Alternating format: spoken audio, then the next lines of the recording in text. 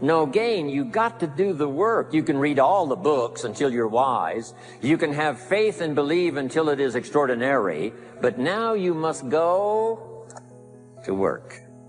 And if you'll learn to appreciate the work that produces the miracle of good health, the miracle of a career, the miracle of a relationship, the miracle of a fortune, only humans now can do this. The birds of the field can't do it. No other life form can imagine and create something from nothing. Have faith and then build it and make it real. Only humans. It's an extraordinary gift. Depends on how often you use it. So number one of the ideas I wanted to share with you to make this an extraordinary opening year century for you is philosophy. We're affected by what we know. Second is attitude. We're affected by how we feel. Third is activity. We're affected by what we do. Now here's the final two pieces. Number four, learn to measure progress. Once you've set up a project now, you want to turn nothing into something, now you must measure your progress. How are you doing? Here's how we teach it to our children. Life expects us to make measurable progress in reasonable time. Measurable progress in reasonable time. That is the game of life. So part of it is not just to set up the proposed project, but as we start working on it, we start measuring how we're doing. Now first, what is reasonable time? You can't ask someone every 5 minutes, how are you doing now? See, that's too soon. Guy says, I haven't left the building yet. Give me a break. Now we can't wait 5 years. That's too long. So there's reasonable time. So make this note now. What is reasonable time? One, at the end of the day. A conversation a father should have with his daughter today, because the magic is there. If he waits till tomorrow, the magic may be gone today. Next is a week. Make that note. Usually we get paid by the week. Somebody adds up our value to the marketplace, out comes the check. The next week, somebody adds up our value to the marketplace, out comes the check. What I learned to do is to change my value to the marketplace so the check kept getting bigger and bigger and bigger. I didn't have to change the economy. I only had to change myself. Measure your own progress. Success is a numbers game. We demanded of our children, how many years do you want your child to spend in 4th grade? Approximately. About 1 year, right? You say, well, if they're nice kids, would you give them 3 or 4 years? You say, no. This is not a nice game. This is getting ready for the future. This is getting ready for the challenges and the opportunities. You can't linger in 1 grade more than 1 year. Now make this note. The same should go for us as adults. Don't linger more than 1 year in 1 grade of learning. Adult, management, entrepreneurship, leaderships of all kind. Keep up the pace of learning. The numbers. Measure. Count. Now here's the key. Face the truth. If you're only making this much progress, there's no use trying to kid the world, no use trying to kid anybody else, and especially don't kid yourself. If in a period of time you've only made so much progress, you just got to swallow hard and say, this is the truth. I've got to face it. Now, what could I do to start increasing my progress and make my health better, make my income better, make my investments better, make my value to the marketplace much better, get busy learning the second skill and the third skill and the next language and the next language to increase my value? I got to get busy and do that. See if you will do that. I promise you, one of the greatest motivating factors in the world is progress. And if you'll measure it, you'll get excited. Now here's number 5 of the 5 major things I wanted to share with you to make these opening years of the 21st century really pay off for you. And here's the word, lifestyle. Learning to live well, because the ultimate essence of life is not a Ferrari. The ultimate essence is not a home. The ultimate essence is not a bank account. It's not $1 million. It's not a fortune. Here it is. The ultimate essence of life is learning to live a good life. That's the key. Whether you have modest resources or whether you have mega millions, Either way, the real key is learning to live a good life. And so in my closing 5 minutes, let me give you what I think is a good list. Now, this is the short list. In other presentations, I cover a longer list, but this is called Jim Rohn's short list for living the good life. Here it is. Number 1, productivity. You really won't be that happy if you don't produce. And here's the next bit of advice on that. Produce to the max if you possibly can. To produce a little is okay. To produce enough is okay. To produce some to get by is all right. But why not try productivity to the max? Andrew Carnegie, who built the steel industry back in the 30s, here's what Andrew said. I'm going to spend the first half of my life accumulating money. I'm going to spend the last half of my life giving it all away. He got so inspired by that goal that the first half of his life he accumulated $400 million, which back in the 30s was a lot of money. A mega fortune. Guess what he did the last half of his life? He gave it all away. I got a good question for you as we close. Here's the question.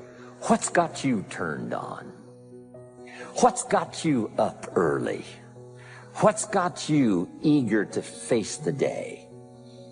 What's got you inspired to learn the extra skill, put in the extra time, go the extra mile, learn how to work with people, guarantee your future?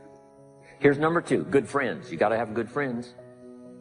You've got to get so good at that thing that when people see you do it, you make them experience the most potent human emotion, and that is awe. To get that good is a terrifying journey of self-discovery and confronting who you really are, because you cannot make change until you acknowledge where you're actually at. The most important decision of your life is deciding whether you're truly committed to being happy no matter what. Because life is going to throw all kinds of curveballs at all of us. There's the one thing that's in common in this lifetime is extreme stress. But it's just true. Someone you're going to care about is going to die. Someone's going to take advantage financially if you're not careful. You're going to find yourself in a position the government might change the rules and you can't do what you're doing before. Somebody call, like I've gotten a call saying you got a tumor in your brain. Those days alter you. So the greatest gift you could give yourself, besides making this life about love and making this life about giving, because to give you have to keep growing, is, I believe, to make that decision and say life is too short to suffer. We are all very good at shooting second arrows at ourselves. How many times have you laid yourself low? How many times have you berated yourself for taking some damn fool action in retrospect? How many times have you compared yourself unfavorably with someone else? We don't just shoot second arrows. We shoot third, fourth, fifth, sixth, and seventh arrows at ourselves. The important thing for you to note is the second arrow is always delivered by means of mental chatter. What you don't recognize is the stuff that you believe, which you have not subjected to the same scrutiny, is equally false. And that too will crumple. So the question to ask yourself is not, is this true or false, right or wrong, good or bad? The question to ask yourself is, does this model work for me in my life now better than what I am currently using? You get to build yourself in any direction you want, in any way, to become anything you want. There will be an extraordinary price to pay, but you can go in any direction. Now, I don't think that we're born blank slates, but we are so close to that. To worry about where your limits are is to miss how much you can improve. So focus on how much you can improve. There's an amazing quote by Alexander Solzhenitsyn, the author of the Gulag Archipelago. And what he said was, the line between good and evil runs through every human heart. The most important decision any human being has to make is whether they live in a friendly or a hostile universe. Decision. The most important decision anyone has to make. Because neither of those two states is empirically true, but either will immediately appear true once you decide to believe it. That the secret to life is to get outside yourself and find the way to add value to others. There's nothing that's more fulfilling than doing something beyond yourself. I think one of the things that makes me proud to be a human being is human beings will do more for others that they care about than they'll ever do for themselves. And when you tap into that, you have more energy than anybody else, you have more joy, you have more excitement, because, as I always say, life supports whatever supports life. Motive matters.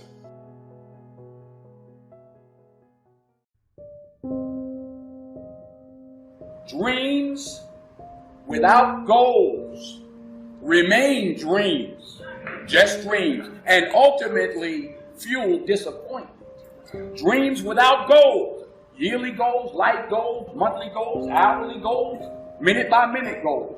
Dreams without goals are just dreams, and they ultimately fuel disappointment. Goals on the road to achievement cannot be achieved without discipline and consistency. You understand? Between goals and achievement are discipline and consistency. Before you can be a painter who can paint what's beyond mere memory, you have to inculcate that discipline skill, and a lot of that is painful repetition and hard grinding work. It's the sacrifice of the present for the future. That's discipline as the precondition for freedom. But once you manage that, then things open up. And virtually everything you learn of value is like that's very, very, very difficult to learn to write. And there's arbitrary rules that you have to follow and bind yourself to. Disciplinary institutions, universities, are exactly that. Is they're places of guidance, and they're places to encourage people to develop the discipline that's necessary to see beyond the discipline. I mean, that's why we have disciplines, right? I mean, the words aren't there by accident. You have to narrow yourself first, and then you can broaden outward. And so that's part of the process of maturation. That's part of the sacrifice of childhood. What we have to understand about developing ourselves and getting better is that it doesn't take brilliance, and it doesn't take a lot of time, and it doesn't even take a lot of effort, but it must be intentional. The fact that you don't get better automatically, you only get better because you intentionally make a decision to get better. To develop yourself, you've got to get out of the intending world and get into the doing world. So if you want to develop yourself and you want to get better, just act on what you've already expressed that you want to do. Right, the question becomes this: can you be committed to the process of what you're doing without being emotionally attached to the results of what you're doing? Regardless of situation, regardless of circumstance, regardless of what happened, I'm gonna show up and I'm gonna give everything I got to it because I'm working for something that's totally different. Can you be committed to the process of what you're doing without being emotionally attached to the results of what you're doing? In other words, if you don't get what you thought you was gonna get, will you still be the same individual? If the situation don't turn out the way you thought it would turn out, will you still be the same individual? The quote says it: you judge the character of a man not by where he stands in times of comfort and convenience. You judge the character of a man by where he stands in times of challenge and controversies. Right? I'm talking concrete commitment. Right? Not that commitment, I'm gonna show up, I'll be there, coach. Yeah, I'll go to meetings. Yeah, I'm gonna go out, I might run hard 3 sprints. Not that, man. Not that cheap stuff, man. Not that counterfeit stuff. I'm talking concrete commitment. I'm talking a commitment that says, I am going to stay true to what I said I would do long after the mood that I've set it in has left. Right? Because when you're in them seats, it's easy to talk about what you're going to do. Right? But Mike Tyson said it. Everybody got a plan until they get punched in the mouth. Right? People don't burn out in life because of what they do. People burn out because life makes them forget why they do it. Go back and do some soul searching and think about when you first started. Many people give up on the 1 yard line Where if they have the determination just to keep on knocking. It's a funny thing about life. If you're home one day and someone is knocking on the door and you say, I don't want to be bothered today. And if that person just keep on knocking, say, can you believe that fool's still knocking? Pretty soon you say, what is it? What do you want? And that's how you've got to be about your dream. Some people, well, I guess ain't nobody home. I knocked on the door, but nobody came. I guess opportunity probably went out the back door. Oh, no. See, life is not just that simple. It's not that cut and dry. And that's why most people never realize their personal greatness, because they're casual about life. And when you're casual about life, you will end up a casualty.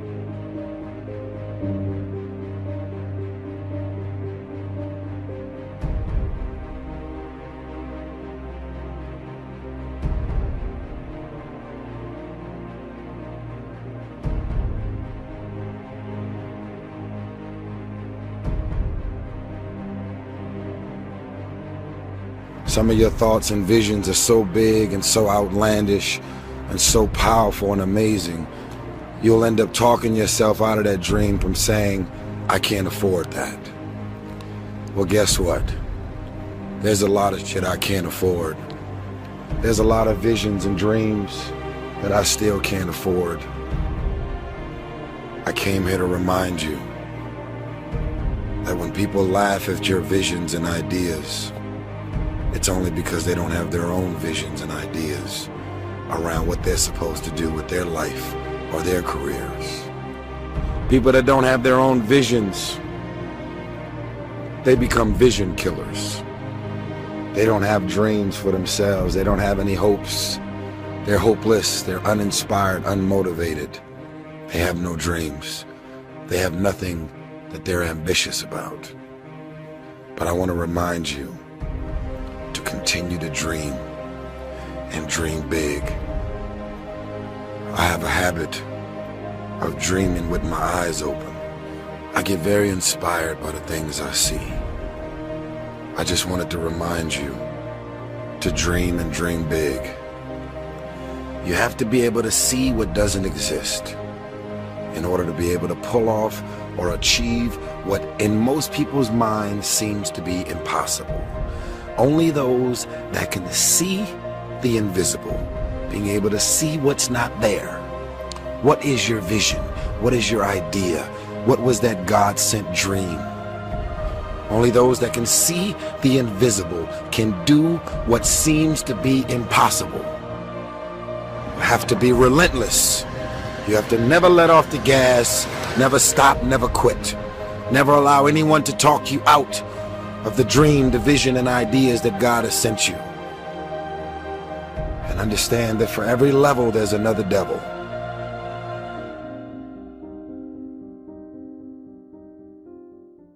Listen to me. I don't care how dark it looks for you. I don't care what they done said to you. I don't care what the verdict is. I don't care what the haters say. Prayer changed things. I'm talking to a girl that I grew up on a block, man, that it didn't breed success. A lot of people on our block ain't here no more, man. I grew up in a place, man, that was you had to be something else, you come up out of there. Prayer changes things.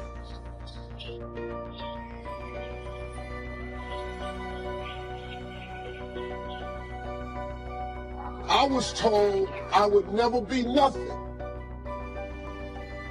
Prayer changes things. I flunked out of school. Prayer changes things. I'm on my third marriage, lost everything I've owned twice. I've been homeless and lived in a car for 3 years. Prayer changes things. Prayer. The cool thing about prayer is the one thing that's available to everybody at any given time. Do you know that God ain't ever too busy for you? You know that God actually knows who you are? Do you know that God actually created you to converse with him? Do you know that God would actually love to hear from you? Do you know that I like talking to him even when I don't really need nothing? So when I do need something, I don't want to have to introduce myself to him. Listen to me, man. Quit playing with this here. You're not going to make it without God. If you've tried it so far, tell me how that's working out for you. It sucked, don't it? You need God. Don't you think I got here without him.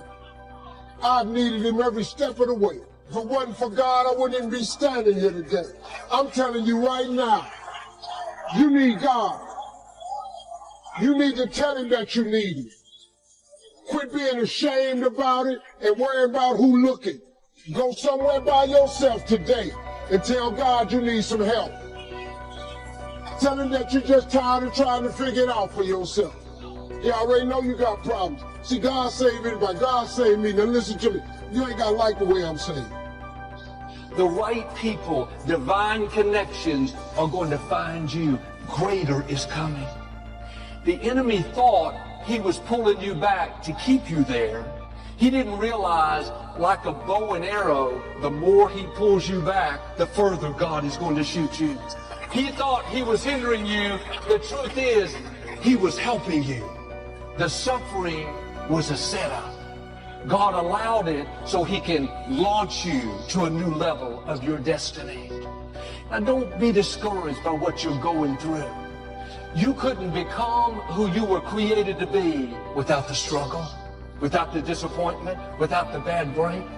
I know it's uncomfortable. I know you don't like it, but keep reminding yourself, greater is coming. 1 Samuel chapter 30, David and his 600 men had been out protecting the borders of Israel. When they were returning home 3 days later, they noticed smoke billowing in the sky. It looked like it was coming from their city. I can imagine they started walking faster, wondering what was going on. When they arrived home, their worst fears came to pass. The Amalekites had come in and raided their city. They burned down all the homes, kidnapped all their wives and children, and took all of their possessions. Here David was out doing the right thing, and the wrong thing happened. Didn't seem fair. But just because you have trouble doesn't mean you're doing something wrong. Sometimes when you're doing right, you will face difficulties. There are forces trying to keep you from your destiny. But when you understand this principle, that every setback is a setup for God to take you further, that the suffering is putting you in position for greater honor, then you won't fall apart when you have a bad break. You won't live bitter because you had an unexpected challenge. You'll stay in faith, knowing that the enemy wouldn't be trying to stop you if he didn't know something amazing was in your future. David and his men were very discouraged. They wept until they could not weep anymore. If that wasn't bad enough, David's men were so distraught about losing their wives and children, they talked about stoning David. David could have sat around in self-pity, depressed. Instead, the scripture says David began to encourage himself in the Lord his God. Maybe that's where he wrote, I will bless the Lord at all times. His praise will continually be in my mouth. Maybe sitting in those ashes, he wrote, surely goodness and mercy will follow me all the days of my life. Instead of complaining, he was thanking God that he was still on the throne. And sometimes you won't be able to find anyone else to encourage you. Your friends are busy, your pastor's on vacation, your church is closed because of the virus. You can't find me on television. That's God letting you know you have to encourage yourself. You have to dig down deep and say, I am not going to let this bad break, this disappointment, this injustice steal my joy and sour my life. God, I thank you that you are bigger than this sickness, greater than this depression, more powerful than this opposition. I know you being for me is more than the world being against me. You have to stir up your praise, stir up your faith, start speaking victory over your life. Start thanking God that he's fighting your battles, that this too shall pass, that greater is coming. David prayed and asked if he should go after the enemy. God said in verse 8, yes, go after them. You will surely recover everything that was taken from you. You may be in a difficult time. You've lost some things, lost your health, lost your joy, lost your dreams. God is saying, if you'll get your fire back and start moving forward, you will surely recover everything that you've lost. The enemy may be laughing now, but you're going to have the last laugh. God has the final say. He saw the injustice. He saw who did you wrong, what you didn't get, what was taken from you. He's saying, get ready. Everything is coming back. Your health, your children, your finances, your joy, your dreams. Not maybe, not there's a good chance. Surely you will recover everything. Surely means without a doubt. You can count on it. God used the word surely not for him, but for us. He's saying, be confident it's all coming back. David and his men left the camp and headed out. They didn't really know where to go. When it just so happened, they came across a servant of one of the Amalekites. This young man had been sick and not able to travel, so they left him behind. David gave him food and water. He promised that if he would lead them to the Amalekites, he would spare his life. This young man took them right to the enemy's camp. When you get your passion back and go after what belongs to you, God will have the right people in your path to help you. He'll have divine connections, people that will use their experience, their expertise to take you where you couldn't go on your own. Right now, God is arranging things in your favor. He is lining up the breaks you need. He is pushing back forces of darkness. Things are happening that you cannot see. If you will keep moving forward in faith, you are going to come in to unusual favor. Breakthroughs, healing, victories, things that you couldn't make happen on your own. David and his men went in and attacked the Amalekites. They wiped them all out. Nobody was left in the camp. Verse 18 says, David got everything back that the Amalekites had taken. They rescued their wives and children. Nothing was missing, small or great, son or daughter. David brought everything back. You may feel like you've lost some things. That loved one that didn't make it. Seems like they took a part of you with them. You don't have the joy you used to have. Or you've struggled with that addiction so long, you've lost the desire to fight. But God is going to do for you what he did for David. One day you're going to say, nothing is missing. I got my dreams back. I got my health back. I got my children back. I got my joy back. God is not going to bring you out partially, where you get most of what you lost. God doesn't do things halfway. Nothing is going to be missing. It was a great victory that David got everything back, but God doesn't bring you out the same. When you go through suffering, greater is coming. Verse 20 says, David's men rounded up all the Amalekites' flocks and herds, all their possessions. These belonged to them as their reward. There is a reward for going through difficulties with a good attitude. We would be grateful if God just brought us back to where we were. But when you go through challenges in an attitude of faith, with your head held high, knowing that God is fighting your battles, then a reward is coming. You're not going to just come out, you're going to come out better than you were before. His son John Leslie poses a question. He said, when you have goals and dreams you want to achieve, he said, ask yourself the question, who should I count on and who should I count out? And so many people never achieve their goals because they have too many toxic, negative, energy-draining people in their lives.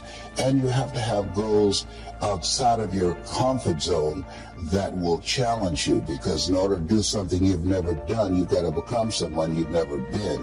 And you've got to have a mentor who's experienced, who's been there, done that. And as a result of that relationship, because you can't see the picture when you're in the frame, Muhammad Ali said, I'm the greatest, but he never won a championship without Angelo Dundee. And Michael Jordan never won a championship without Phil Jackson. So you've got to have someone that can see something in you that you can't see, that can take you to a place within yourself that you can't go by yourself. So I would teach them the value of having a life code, that life is an adventure and it's going to be a challenge, and get ready because you're going to fail your way to success. You're going to get slapped around by life. And don't spend time complaining about it and telling everybody 80% don't care and 20% glad it's you. Dr. Alfred Golson, who has since passed, was a very unusual guy. And he told me, he said, Mr. Brown, you have cancer. I said, can you give me a second opinion? He said, yes, and you're ugly too. I said, oh my God. So I didn't have a chance to have fear because, those three words, you have cancer, three of the most feared words in 7 different languages. I saw it as a fight. And from that time to this time, my PSA was 2,400. And that's central prostate specific antigen, and now it's below 0 and metastasized to 7 areas of my body, which was a good thing because 7 is my lucky number. Okay, so I never was fearful that I was going to die from it, and I think I read something by Dr. Norman Cousins. He wrote a book called The Biology of Hope, and he talked about the fact that when something happens to you, you don't deny it, you defy it. And I was defiant that I'm going to beat this, I'm going to handle this. That there are people who many times when something happens to them, that they embrace it from a place of fear and it takes them out. And Elsie Robinson said, things may happen to you and things may happen around you, but the most important things are the things that happen in you. And you have to stand up inside yourself and deal with it and handle it. So fortunately, that never bothered me, but I had sciatica pain. That had me speaking in unknown tongues. And I was in a wheelchair for several months, speaking from a wheelchair. And it was something that I dealt with that frightened me. Will this ever end? It was 24 hours. I lost a lot of sleep. It was exhausting, going from all types of specialists in and out of the country. And just one day, it stopped. And I'm glad that I'm past that, I feel like when you go through some stuff, there's some certain things that you don't want ever to see again, and that's what I want to ever see again. But fear has not been the biggest challenge that I've faced with the things that I've been dealing with in terms of my health. Well, talk to me about the process that you go through mentally. So there have been a few times in your life in getting to know your story where it seemed like really key inflection points. Being told that you were teachable but mentally retarded, that for sure is something that would define most people, and they would have a hard time escaping that. Being told that you have cancer, that it's stage 4, that they don't know how to treat it, like that's something that consumes most people. How do you build that resilience? So maybe by the time you get to cancer, you've already done so much work, so I get maybe how that one you're protected by the mechanisms you've built, but in the beginning, how did you crawl out from under the labels that people were putting on you? The easiest thing I've done was to get out from under the labels and to live the life that I live. The most difficult thing I've ever done was to believe that I can do it. What's the difference? The difference is that when you don't know what's impacting you, and it's something that's holding you down and you're not aware of it. The great anthropologist Margaret Mead was in a restaurant in London, and a guy was serving her and said, "There are several Americans here tonight." And she said, "Is that right?" "Yeah." So let me know when you serve them dessert. I'll tell you exactly how many are here. He said, "Oh, you couldn't possibly." And so he came back and said, "Okay, I've done it." And she got up, she walked around, and she came back and she said, "There are around 25 here." And he looked at the roster. "How did you know that?" Say, "In America, we eat differently from you when we eat a dessert. You eat it from the crust toward the tip. We eat it from the tip toward the crust. When you eat a slice of pie, how do you eat yours?" Definitely, yeah, from the tip back to the crust, for sure. Yeah, okay, and so there are things that when you, in my situation, when you live in a dominant culture that is designed to destroy your sense of self and your belief in yourself, and you have to learn ways in which you can begin to connect with this power that you have within yourself to handle where you are. The key is to be constantly in a perpetual process of discovering the truth of who you are and fighting constantly to look for ways in which you can escape the inner conversation. I speak to audiences around the world, and I train speakers as well, and I tell them that when you speak, that there's an objective that you want to achieve when you speak to an audience, because how people live their lives is a result of the story they believe about themselves. So you as a speaker, when you speak in this program, when people see you, what you do is distract, dispute, and inspire. You distract people from their current story with your guests and the questions that you asked. Through the process of the ongoing questioning and the way in which they respond and the things they have learned, you dismantle their current belief system and inspire them to create a new chapter with their lives.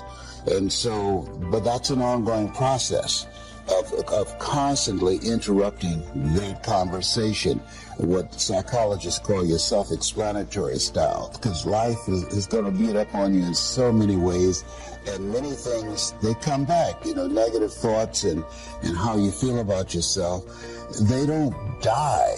They come back once you stop doing the maintenance work on your mind, listening to motivational messages, going to seminars and workshops, spending time quietly listening to the still small voice within. Who am I really? Is this really me? Am I giving my best? Am I just reflecting what's around me? Because all of these various things affect how we show up in life. And so having a strategy to continuously find ourselves reaching higher. Robert Schuller had a book, it's not very popular, but I loved it.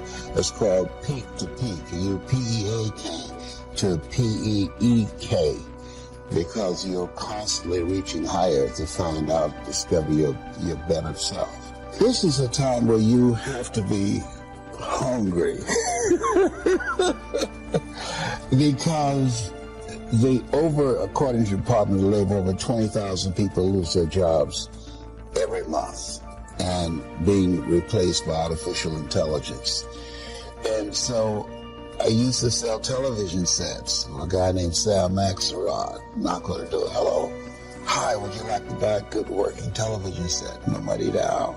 And they said, no, you're going from door to door. And he would call the guys together when it gets so late and say, okay, we got to go. And he would call everybody to the car. And he said, wait a minute, he come here. Hey, Leslie's not here. And I can hear him saying, hey, Leslie, come on to the car. And I said, no, Sam, why not? I said, I'm not going to stop until I sell a television set. I haven't sold yet. No, nobody's sold anything yet. I don't care, Sam. I've got to do this. I made a commitment. I'm going to make enough money to put groceries on our table. And I would knock sometimes 10:30 at night. And, hey, would you like to buy a nice working television set? No money down? Do you know what time it is? Yes, I do. I'm going to buy groceries for our family. Somebody's going to buy a nice working television set from me tonight, and it might as well be you. And they say, come on in here, fool, it better be a good one. So I learned how to be unstoppable. When he came to pick the other guys up, we had to wait till they got dressed, but I would be standing out front looking for him, waiting, because I was hungry. They were getting money just to have a good time, to party on the weekend. I was earning money so that we could eat.